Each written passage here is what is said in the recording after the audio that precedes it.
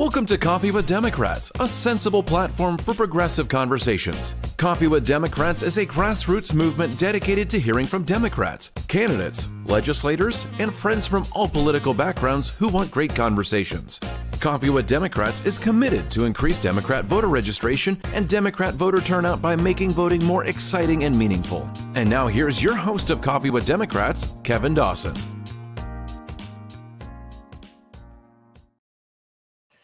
Good morning and welcome to button. There we go. I am live and in person with Jared Deck here in Norman, Oklahoma. We are at the Cleveland County Democrats headquarters. We've been doing this at this location since right after Labor Day. This has been an exciting place for us to go and have this show. Where we're at is right next to the main lobby. And this lobby is full of people almost every single day while I'm here. When I show up between 9 and 9:30, there's always somebody following me in, and we're already selling not bumpers, but we have bumper stickers. We got T-shirts, we've got mugs, we've got the street signs, all that stuff that are right here, yard signs. They're all ready to go, and we're selling them. And we're trying to keep them in stock, but boy, we've been running out. Well, I think we've gone over 2,200, 2,300 signs so far for Harris Walls. And that's exciting that just a small little Democrat office here in Norman, Oklahoma, we're actually pulling in those numbers. So that's an amazing thing. So come on down and visit with us and have some time with us and pick up some bumper stickers, T-shirts, whatever merch that you want, come on down. But welcome today, Jared Deck. Thank you for joining us on Coffee Break on Coffee with Democrats. Hey, I'm happy to be here, Kevin. Appreciate the opportunity to come in and visit.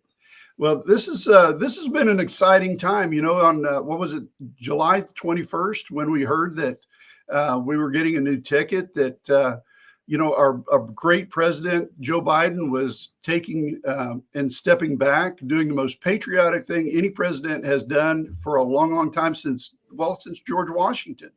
And now we're seeing a new generation politician, Harris and running mate Walls. We're seeing them come on. What an exciting time just to be a Democrat. It's just the momentum is building, the excitement is building. What do you think? You know, I think it's interesting. I felt like there was a lot of support for President Biden, but I do feel like there was a bit of hesitancy because he was down in the polls. Right. And, I think there were I think folks were willing to support, but were afraid that maybe they were on the losing ticket. Right. And I think obviously there's a renewed energy with Vice President Harris taking over the ticket. And I really think with Governor Walz, the great addition of Governor Walz to the ticket, he's a proven progressive. Yes. He's done it in office. It's not just rhetoric. It's not just something that he's talked about. He's actually proven it in the state of Minnesota that you can do hard things. You can do big, difficult things. You can take on the term radical when it comes to feeding kids in schools. Exactly. Yeah. Or helping people go to college. And so I really feel like there's a renewed vigor and energy. And we need it. Absolutely. And it feels good. For a long, long time, it just hasn't felt good. We struggled in 2020. We didn't know the outcome until it finally was, the tabulations were made a couple of days later and the announcement. And it was like a breath of fresh air, but it was like, oh no, we still have the same person that we have to contend with coming up in 2024. Who just about destroyed our nation and tried to steal the presidency. We got to deal with that same person again. But what's gotten worse is out here in the field, the people that you have to deal with up at the Oklahoma Capitol, it seems like are getting more radical and more right-leaning. They want Christian nationalism here in Oklahoma. We've got a candidate down by Lawton, Dusty Devers, in the Senate, who is, oh my gosh, this guy is way out there. So, we still have to keep this excitement going, but we got to be grounded in the fact that we've got to make some big changes. We've got to start working on that real quick. Well, it's a tough road to hoe. And in a state like Oklahoma, it's not a battle of just the next 40, 45 days. Right. It's a constant, ongoing work effort and work ethic. And it requires a work ethic for Democrats and progressively minded people that goes beyond logging on to social media. Right. It really, it doesn't do us a lot of good to engage online and then call it a day. No. We've got to do the work. We've got to put in time. The old saying, how do you eat an elephant? One bite at a time. But it requires consistency. Exactly. And maybe you can't dedicate 8 hours every day, but if you can dedicate half an hour a day to doing the work, to helping on a campaign, that's actually what moves the needle. Right. That's something that I've really tried to encourage folks to do, is to get involved on a basic, tangible level, other than just arguing on the internet. Absolutely. Arguing on the internet doesn't get anybody elected. And that's what we really got to stay focused on. And I've been trying to change my social media around to meet that. We've got to be attracting people to the Democrat. We can't be alienating, and we can let the people that are in the Republican MAGA group go ahead and continue to alienate, because when we start attracting people, we're going to start winning. Just like we keep seeing the same slogan over and over again: when we fight, we win. And that's what we got to do. We got to fight every day for decency and for common sense. And one of the things I'll add to that, you mentioned a lot of the Republicans at the Capitol. There are some moderately minded folks. Sure. But unfortunately, it feels like they are in a position where they're afraid of their own voters. Right. And it's really unfortunate, as we've seen some excellent legislators Right. be knocked out of office through the primary system. And these are people who you and I may not necessarily agree with, but they're capable human beings and know how to do the job. And they're being replaced, unfortunately, by folks who are Christian nationalists, folks who are pushing an agenda that is too extreme, even for a conservative state like Oklahoma. And, for us, it really is about maintaining a consistent vision, a vision that's bold, but a vision that's also welcoming. Right. I always say it's not very progressive to be a jerk. So, it's important to be, number one, to be kind, to remember that the person that you may disagree with, you have to still be able to see the humanity in them, because that's our values. And they're our neighbors too. That's right. I didn't mean to interrupt. I'm sorry. No, you're fine. They're our neighbors. And we live amongst these folks, and we've got to find a way to attract more voters to our message, and not to detract from that. And speaking of attracting people to our message, we've got between now and November 11th to get people signed up to vote. It's a hard deadline in Oklahoma. October 11th. Excuse me, October 11th. I'm sorry. Right. I've got November on my mind, folks, because we've got to plan on running through the race. We can't stop short, but we've got to plan on between now and October 11th getting as many people registered as we can. Again, if you're 17 and a half, or you have a child, a grandson, a niece or nephew who are going to turn, that are currently 17 and a half and will be 18 on or before November 5th, they need to be registered to vote right now. Absolutely. We've got a pretty limited deadline on voter registration at this point. Sure. Just a couple weeks left now. And, it's vital. What we're seeing is voters, particularly voters under 50, are trending our way at a rapid rate. Right. And we've got to continue to engage these folks. And I think it's important, as a part of the Democratic message, that we understand that if we're not engaging voters, if we're not meeting people where they're at, we can't just expect their vote. I always say, if you're running for president of the United States, you still have to earn my vote. Right. And I think that that's the mentality we should have. We shouldn't write people off as this or that, one way or the other. We should be engaging folks, period. Right. I always say, it's as a state representative, it's my job to listen, even if I disagree with someone. Right. And I've actually gotten some interesting folks at the door who were actually a little taken aback that I wouldn't argue with them or I wouldn't fight with them. And I told them, I said, my job's not to come here and tell you what to think. My job's to listen. Right. And I think, that is, it's, having that respect for the voter, of going out and meeting the voter where they're at, listening to what they care about. And, that is the first step in, really just gaining a human connection with people that are out there. Right. Yeah. That open, engaging conversation. It's like we always say, you're going to draw bees to honey or flies to honey faster than you will anything else. So I'll leave the rest of that analogy out. I don't want to go there, but let's talk a little bit about, you've been, so you won re-election, and that was clear back in April. But since then, and after the session was over with, since Sendai, you've been really focused on a couple of things. I want to talk about two of them. You've been helping other candidates. And another one is your music career this summer has just been a lot of fun to follow. I don't know why. I never followed you before, but you are an award-winning musician. And I can't tell you how disappointed I am in the group that you were with this last couple of days. They gave you second place when I think you deserved first.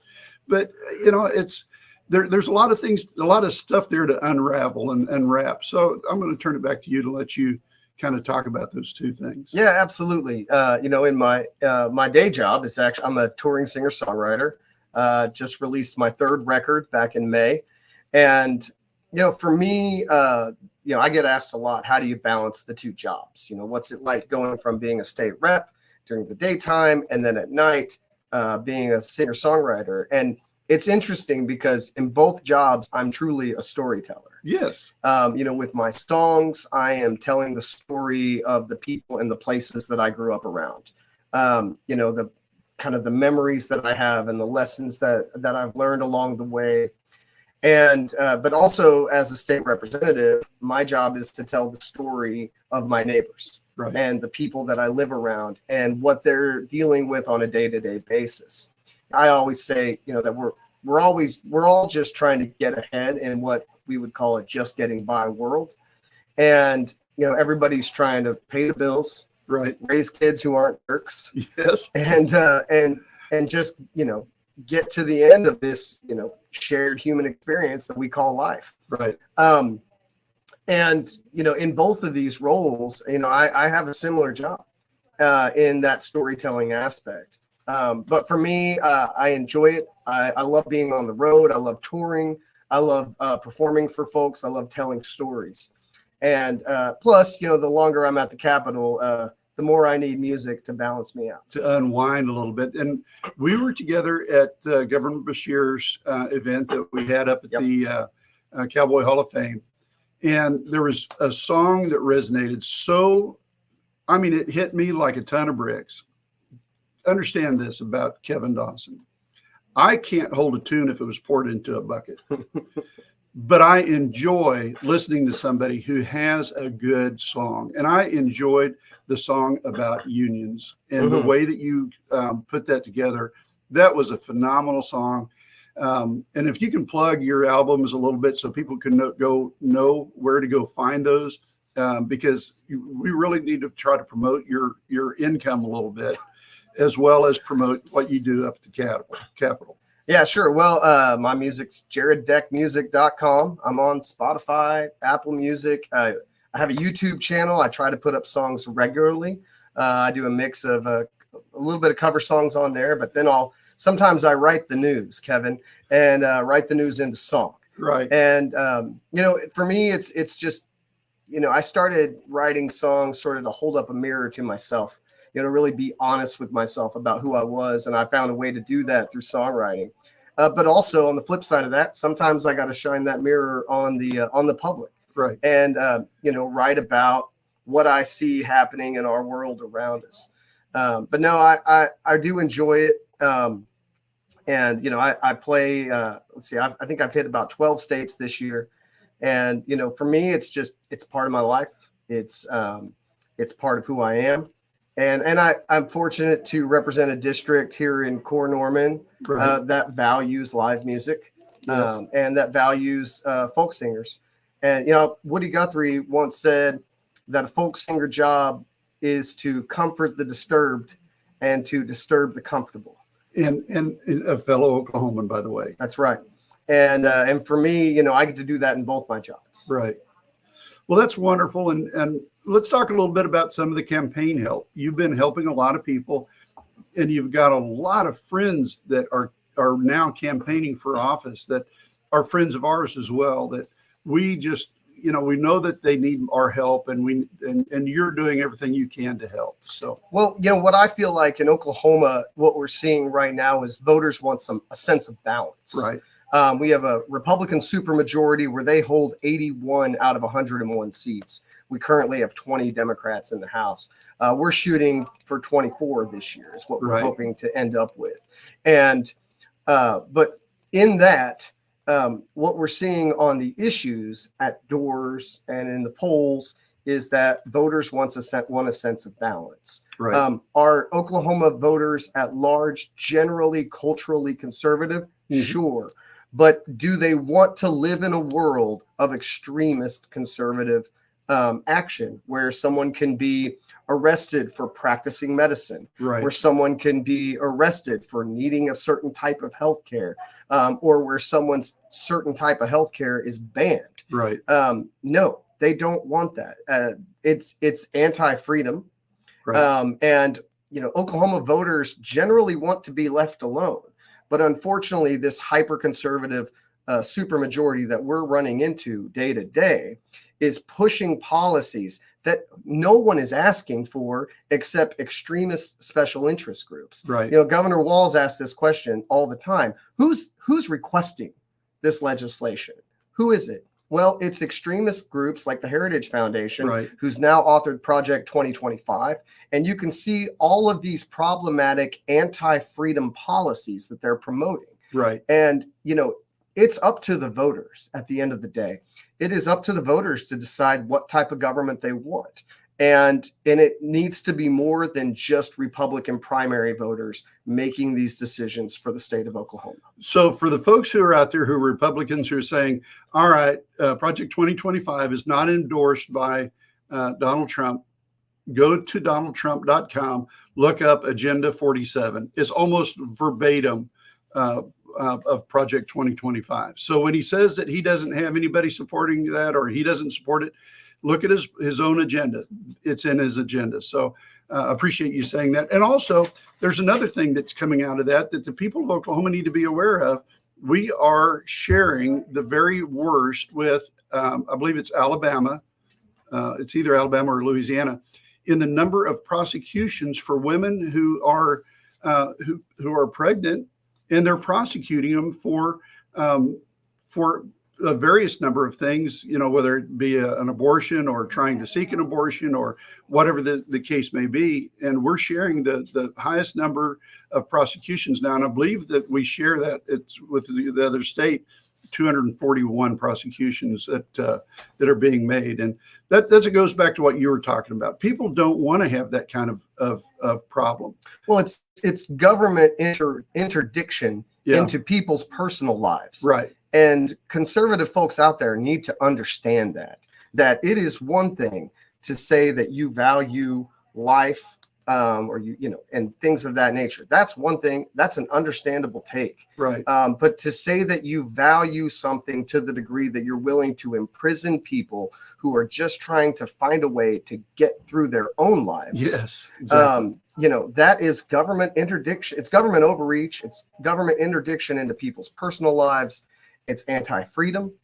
And to me, it's immoral. Right. Well, man, it's been great having you on Coffee Break, on Coffee with Democrats. We're coming up on the end of our 20-minute time frame that we had. But, man, what an awesome opportunity is to spend time with you. You're a fantastic representative for Norman. As a fellow Normanite, I can only appreciate what you're doing. I'm under Jacob Rosecrans district. But your district, neighbors right there, and we share the same values, we share the same neighbors, and we share community with each other. So thanks for coming on Coffee Break on Coffee with Democrats. We appreciate you so much. Hey, thanks, Kevin. I'm really honored to be able to represent the the residents of House District 44. Happy to come in here, speak with Coffee with Democrats. Happy to be at Cleveland County Democratic headquarters, anytime. So thank you so much for having me. I appreciate you. Thanks so much. Hey, until tomorrow, everybody, please be safe. Thanks for joining us today.